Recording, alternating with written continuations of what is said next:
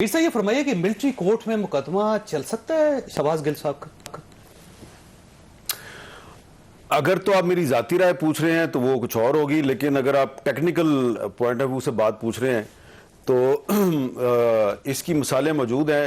क्योंकि सवाल ये पैदा होता है कि क्या सिविलियन जो है उसके खिलाफ मिलिट्री कोर्ट में मुकदमा चल सकता है। तो अभी पिछले साल की बात है, ये जो 2021 गुजरा है, तो एक रिटायर्ड मेजर जनरल साहब जो हैं उनका जो बरखुरदार था, जो कि कंप्यूटर इंजीनियर है, ठीक है, उसने आर्मी चीफ के बारे में एक खत लिखा और वायरल कर दिया। वो खत उसने बहुत से फौजी अफसरान को भेजा, ईमेल भी किया, ईमेल भी किया।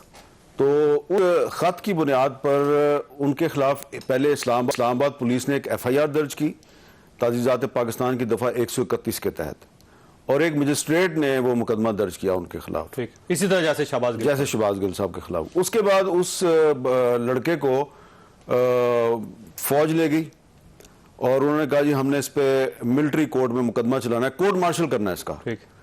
तो उस बच्चे का जो वालिद था, रिटायर्ड मेजर जनरल, उसने इस्लामाबाद हाई कोर्ट में रिट दायर की और ये उसने प्ली ली कि ये सिविलियन है, इस पे आप आर्मी एक्ट के तहत मुकदमा नहीं दर्ज कर सकते।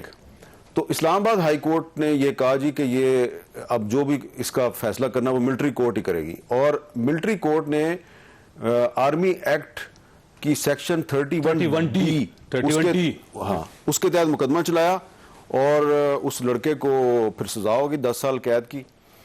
तो उस वक्त इंटरेस्टिंग बात यह है कि जब वो मुकदमा कोर्ट में, हाई कोर्ट में चल रहा था, तो जो एडवोकेट जनरल थे उनसे पूछा गया कि जी आपका क्या मौक़िफ़ है, तो उन्होंने कहा जी चलाना तो चलाएं। तो ये इमरान खान की हुकूमत थी, जो उसको चाहिए था कि उस वक्त वो ये मौक़िफ़ इख्तियार करती कि सिविलियन है, तो इस पर मुकदमा जो है स्टैंड नहीं लिया।